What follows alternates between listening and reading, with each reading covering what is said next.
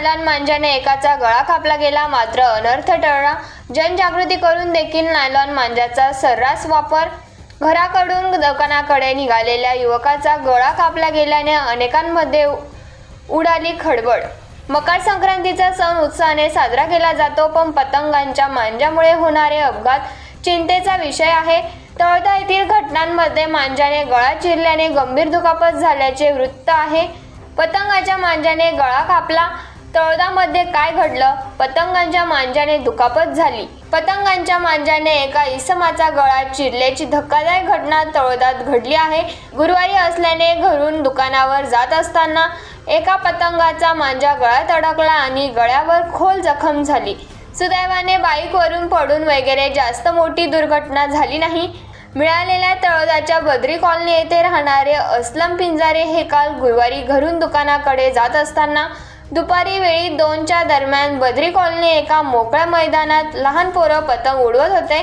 बाईकवरून जात असतानाच एका पतंगाचा मांजा त्यांच्या गळ्याभोवती आवळला गेला आणि गळ्यावर चीर पडली। चीर एवढी खोल होती की रस्त्याकडे पलीकडे लोकांनी लागलीच मांजा काढल्याने, तसेच असलम यांच्या बाईकचा स्पीड कमी असल्याने मोठी हानी झाली नाही।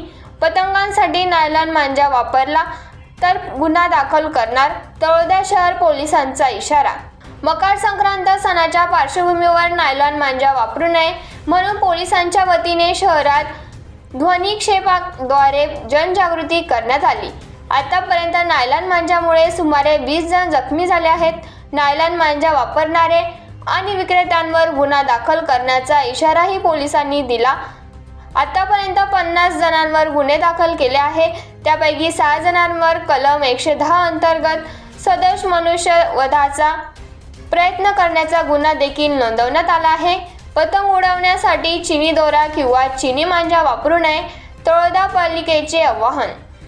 पतंग उडवण्यासाठी वापरला जाणारा प्लास्टिक किंवा सिंथेटिक पदार्थांपासून तयार केलेला चिनी मांजा किंवा चिनी दोरा किंवा नायलॉन किंवा प्लास्टिक कृत्रिम मांजा हा माणसासाठी तसेच पक्ष्यांना घातक ठरतो। त्यामुळे या मांजाच्या वापरावर तळोदा नगरपालिका क्षेत्रात प्रतिबंध करण्यात आला आहे।